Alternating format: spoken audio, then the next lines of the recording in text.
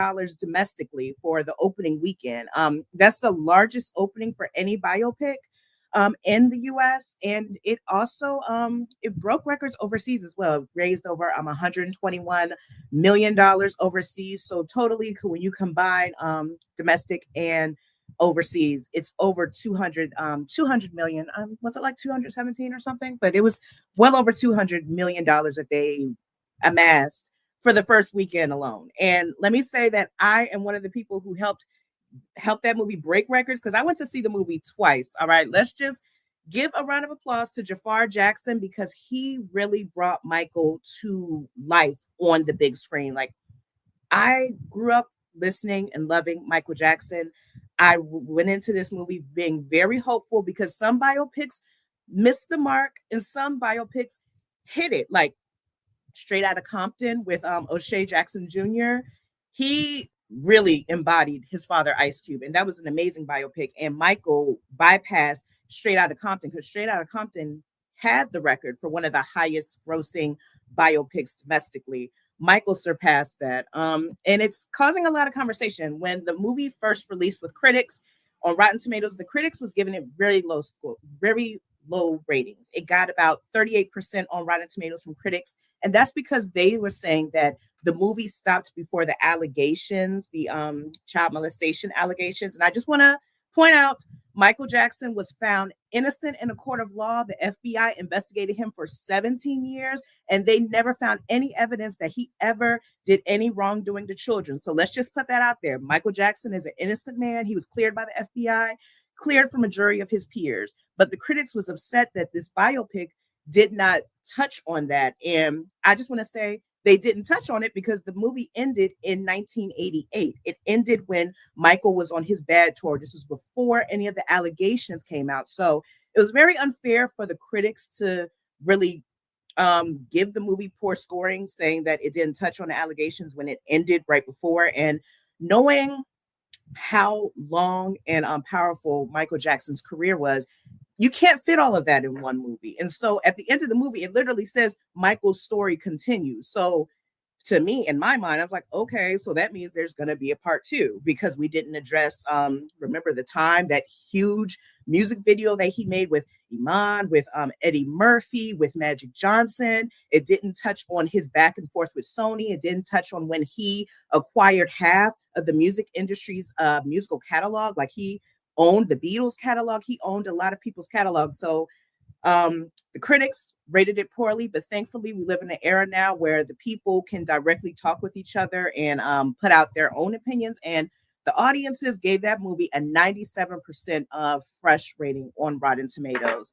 And it's also starting to start a conversation where people are realizing that the media did vilify Michael Jackson, and a lot of more people are starting to be more empathetic towards Michael Jackson. People were able to see Michael's sensitive side. People were able to see just how big of a heart that he was when he had that tragedy that happened during the Pepsi commercial, and his scalp caught on fire. He got third and second degree burns. We learned in the movie that he decided to donate all of the money that he got from his injury from the lawsuit. He donated that to the burn unit at the hospital where he was being treated at, because while he was being treated, he was going around talking to the other children who was in the burn unit, talking to the other patients who was in the burn unit, and he donated all of his money. And it just showed, the movie really just showed Michael's softer side. It showed how he grew up in Gary, Indiana, how his father, as everybody knows, like was very, very hard on him, how he was afraid of his father, like even in adulthood.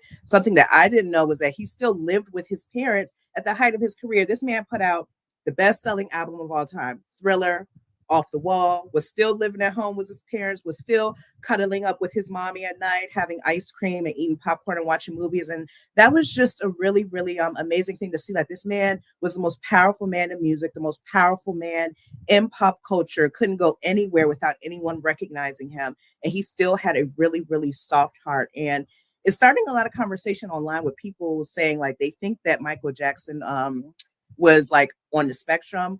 I think that it's wrong to try to diagnose somebody if you're not a mental health professional and if you've never really studied the person. But I like the fact that this movie is opening up the conversation to show people that Michael Jackson was a human being. He was caring, he was nurturing, he was taken advantage of in some instances of his life because he was I don't want to call it arrested development, but he held on to his childlike wonder. Like they really touched on the fact that he really loved the Peter Pan book, that he wanted to like go to a place like Neverland and stuff, and how he never really got to enjoy his childhood because as a kid, he was in the Jackson Five and he was forced to like rehearse all day, every day, and wasn't really allowed to be a child. So you see, as he grows up, he's still holding on to that childhood wonder because he was never allowed to be a child and be free. So, congratulations to everybody who was a part of the Michael Jackson biopic. Coleman Domingo, love him as an actor. Super afraid of him in the role as Joe Jackson. Like when he came on the screen, you could feel the tension in a theater, like everybody tensing up, people holding their breath. Coleman Domingo really embodied that character. But Jafar Jackson, there was sometimes I thought that he was really Michael. Okay, Jafar put his foot and soul into that role. If you haven't seen the Michael Jackson biopic, I really, really highly suggest that you do. And good news, it was greenlit for a part two, and um, filming is supposed to start in the beginning of 2027. We don't know when part two of it is going to come out, but best believe I am going to be in the audience watching that movie. And another movie that a lot of people are talking about that's going to be coming out tomorrow, The Devil Wears Prada 2. It is a pop culture classic. It is a sequel to the original. We're gonna have Meryl Streep. We're gonna have Emily Blunt. We're gonna have Anna. I was about to say Anna Wintour. Anna Wintour is gonna make a cameo, but Anne Hathaway. And it comes 15 years after the first movie came out, and a lot of people are really excited about it. I see people online talking about how they're gonna like dress up like they're going to the Met Gala, which is kind of on par because the Met Gala is happening Monday. Okay, and let's not forget Beyonce is going to be making her first appearance at the Met Gala in 10 years on Monday. She is a co-chair along with Nicole Kidman.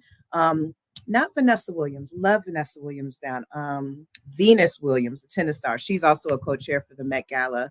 So it's going to be a very, big fashionable weekend. We got the Devil Wears Prada coming in theaters on Friday. We got the Met Gala on Monday. And best believe I'm going to be giving you guys a recap on the Met Gala next week because there are whispers online that this is going to be kickstarting Beyonce's promo for Act 3.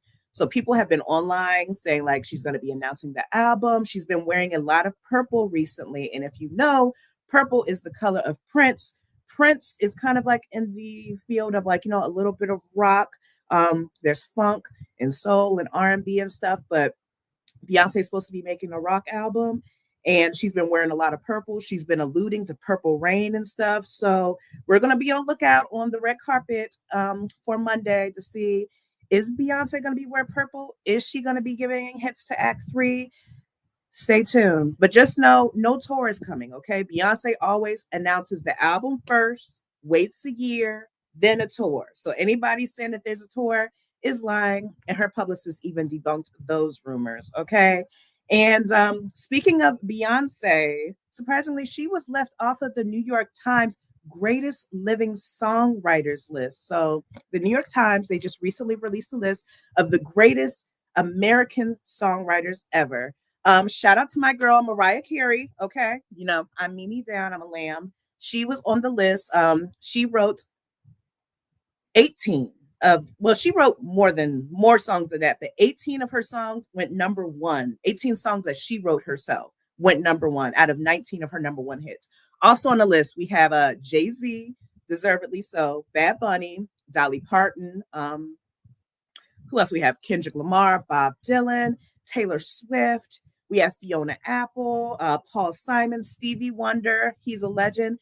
Young Thug. I was kind of surprised by that, but I listened to a lot of Young Thug, and even though he is not a traditional lyricist, his lyrics, they actually do kind of slap, and his beats, they be like that. So, shout out to Young Thug. I know Mariah the Scientist is happy that her baby is up on that list, but Jay-Z did an interview when they were talking about how, Beyonce, she is a songwriter. She wasn't included on the list, but Jay-Z actually gave a really good nugget of information to the fans that he thinks Beyonce is a better producer than she is a songwriter. She's a great songwriter. Fans of Beyonce know that she has been writing since the first album of Destiny's Child.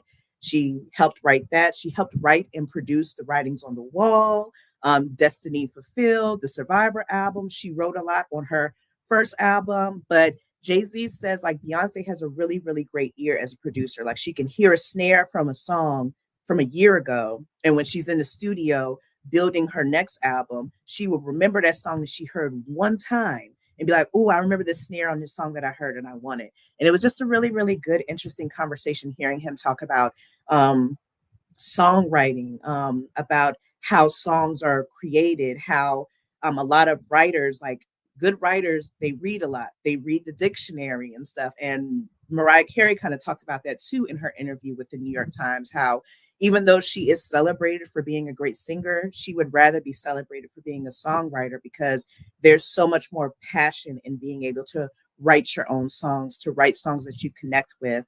And I'm just really excited that my girl Mimi is getting her flowers and that people are realizing that she is a songwriter because she doesn't get a lot of credit like that. And if you are a good writer, just know that you make a lot of money in the industry being a songwriter.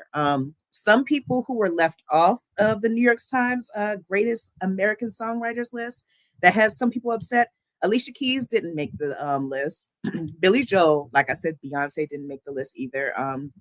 Stevie Nicks, Patti Smith, James Taylor, who's all their music is considered to be foundational in American music. I am surprised that Alicia Keys didn't make the list because Alicia Keys is a great songwriter, but the way how the New York Times was able to make this list, they compiled it not just by the number of hits that a person has, but the cultural impact that these artists have made. So artists like Jay-Z, Stevie Wonder, Taylor Swift, Bad Bunny, Mariah Carey, Lionel Richie, Bob Dylan, Fiona Apple, Bruce Springsteen. Not only did they have, a large number of hits, but their songs also had some type of cultural relevance where it really hit people hard. Like I'm thinking about like when Kendrick Lamar came out with the song "The Blacker the Berry" on his second album, which really talked about the hypocrisy in Black culture, how people say like, oh, Black proud, Black pride, Black love, but then turn around and kill another Black person in gang wars. And then you have Stevie Wonder, who wrote a lot of prolific songs during the civil rights era, and Bad Bunny, who has really put what is the right term for it? I don't want to call it Latino music, but I don't know the right term for it, but putting, Latino artists on the map and getting them more respect. Like he was the first Latino artist to win Album of the Year at the Grammys for his album that he co-wrote. So, these artists, these are people who are breaking barriers, who are really making changes in the music industry, which also makes changes in, pop culture and in people's lives and stuff. So shout out to all of them. Now, for our next segment, we are going to be going down, down, down into the gutter, and not for good reasons. So, do better blues is when I tell people that they need to do better, okay? And what I need people to do, you remember back when Britney Spears was like going through her thing, and there was that guy who was online saying, "Leave Britney alone." Well, you know what? I'm on here trying to tell y'all, leave Megan Thee Stallion alone, okay? My girl Megan announced this week that she's going to be taking a break from Broadway. So let's backtrack. She was doing a special residency on Broadway playing the role of Zidler in Moulin Rouge. She was supposed to go until I think it was May 17th or May 16th, but she's cutting it short, ending it this Friday. And it's because she wants to take time away because she's dealing with the breakup of her and NBA player Klay Thompson. So if you don't know, Megan Thee Stallion and Klay Thompson, they made their relationship Instagram official sometime last year. There was a lot of pictures and videos of them. They bought a house together. They was riding a boat together. They was doing things like golfing together. She was cooking, Thanksgiving and Christmas meals for his family. Klay Thompson in videos was even calling her Mrs. Thompson and stuff. And everybody was thinking like, okay, this may turn into marriage because this is the most serious relationship that we have seen Thee Stallion in a long time. But she came online earlier this week put a cryptic post on Instagram saying cheating, played in my face, basically saying that Klay Thompson cheated on her, had her in his family's face, making it seem like it was going to be something serious. When at the end of the day, he did not want to be monogamous, and so she is ending the relationship. She also released a statement to the news outlet saying that she is ending her relationship with Klay Thompson because of infidelity and because she cannot trust him. Fidelity is important to her, and she's going to be taking time away. So that is why she is stepping away from the role of Zidler early on Broadway. And where I initially thought that people was going to be giving her love, giving her support, which initially I did, but there's also a lot of people online who's vilifying her and saying, why would you think that somebody would want to wife you when you rap about, being super sexual, being super raunchy and all that stuff? And I don't think that correlates. Why can a woman not be sexually liberated? Why can't a woman openly talk about how much she enjoys being sexual, how much she enjoys being free, how much she enjoys, if you're sexy and you know it, like Beyonce said, if you got it, flaunt it. And that's how Megan was. But there's a lot of, and I see it a lot with Black men who are online saying that's what you get. Men don't wife, I don't like to say the word hoes, but that's what they're saying basically. And even Stephen A. Smith on ESPN was saying, Megan, what were you thinking? This man was an NBA player. Why would you think that he would go with you and be serious with you? And I just want to know, like, what is wrong with society now where we are going to vilify and kick somebody when they're down? We know that this woman already lost her father when she was a young child. She tragically lost her mother to brain cancer right when her career was starting. She tragically lost her grandmother right before she graduated from college. So it's like this woman, like she showed in her documentary, how she really doesn't have any family to support on, how she lost a lot of friends and support with the whole Tory Lane shooting situation, how a lot of people online always vilify her and try to tear her down and stuff. And I would think that after people saw, like when people was making fun of Chadwick Boseman when before they knew that he had colon cancer, I would think that people would be a little bit more sensitive online and not try to kick people while they're down, because you never know what somebody's mental state is. And people are even vilifying her because shortly after she announced that she wasn't going to continue the Broadway role and that she was taking a break after the breakup, she was seen at an event promoting her new tequila, which I'm sure it was a contractual duty. And she was out, drinking, celebrating the release of her new alcohol and stuff, with people saying, oh, well, you can't be that sad and stuff if you're out here drinking. Let me tell you, if you've never been through a breakup before, do not talk, because sometimes you do need to go out and be with your friends. Sometimes you do need to go out and have a drink. Sometimes you do need to go out and have a night on the town to get out all those emotions and to not be in the house stuck in your head, mentally playing back all those things that will possibly bring you down and stuff. And I just thought that as a society, we were at a point now where, we always talk about protect Black women, save Black women, your mental health is important. Stay on top of your mental health. And yet people are online tearing this woman down, calling her all types of names, but the child of God, and trying to make her feel like it's her fault that the relationship didn't last because of how she presents herself in her music. And I'm gonna need us to do better, because mental health is very, very real. We do not know the type of battles that people face on the inside. Somebody can look like they're happy and have it all on the outside, and maybe breaking down and on their very last straw on the inside, and then kicking them while they're already down.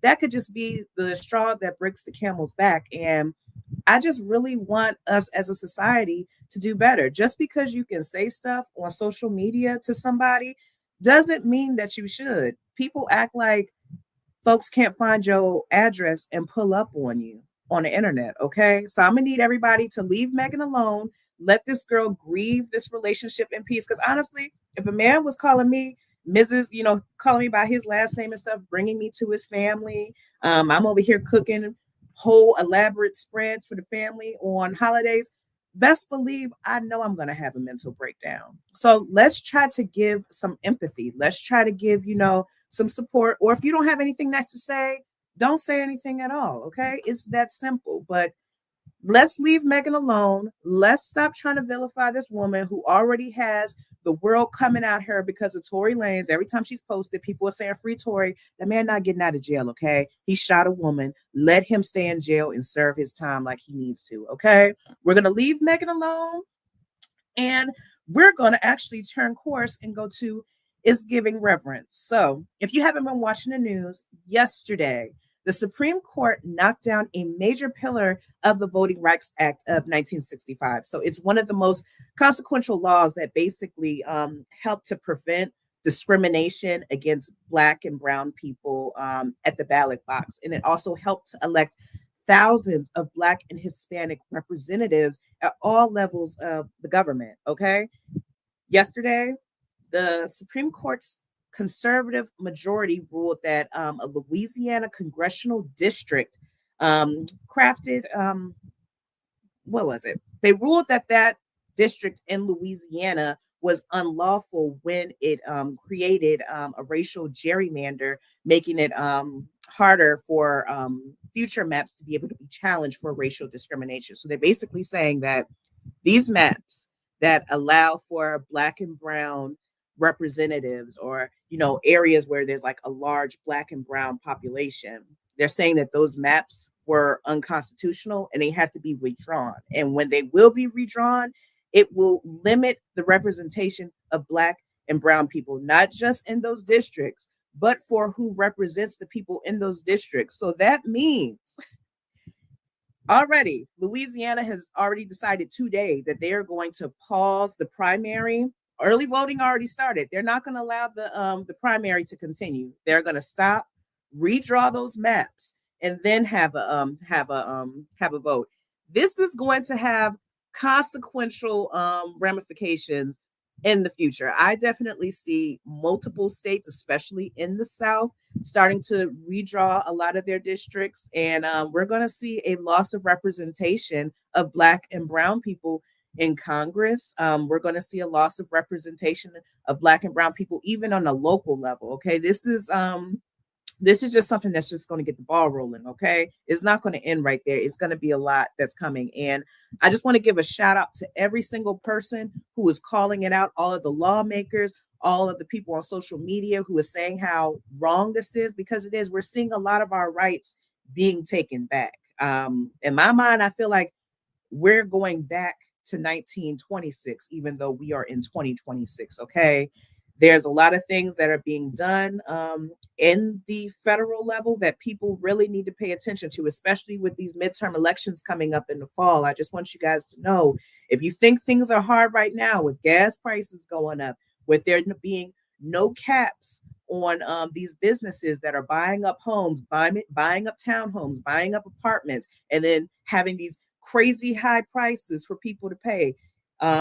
These companies that are allowing the electric companies to pass on all of the extra money that if you notice with your electric bill, that your electric bill is getting higher, it's because of these data centers, because of AI, because there's no type of legal protections that's having these electrical companies to be able to pay the difference for those data centers. That's being passed down to us, and that's because of what's being done in the federal level, because there is a majority. I'll let you go do your research on that and see who the majority is, but it's not Kamala Harris's people, let's just say that. But I just want you guys to know there is a lot that's going on, and you really need to pay attention to the elections that's going on. Pay attention, because your midterm elections are coming up in November, and it's something that we all need to be active and we all need to be aware of, because this Voting Rights Act vote that the Supreme Court just made a decision on yesterday, this isn't the end of it. There's going to be more coming in the future. Mark my words on that, y'all. But shout out to everybody who's calling it out. Shout out to the NAACP, to the Congressional Black Caucus, who is calling out for what it really is, which is racial discrimination and voter suppression. So we're going to see what's going to happen, but experts are already saying that we could see the largest ever decline in Black representatives on Capitol Hill. So if we don't have people that support and look like minorities at the federal level, it's going to affect a lot of the laws that are going to be coming down in the coming months. Okay, so there's a lot going on. I need you guys to be aware. I need you to stay up to date, and I need you to be active. Okay, so that's going to end it for What's Up and Why today. Casey, wherever you are in Asia, even though you didn't want to take me with you, that's okay. I'ma still love you because you're my cousin for life. um, I hope that you're having a great day, and I hope that whoever is watching today, that you're having a good day. Thank you for joining us, and we will be back next week. Till next time. End the stream.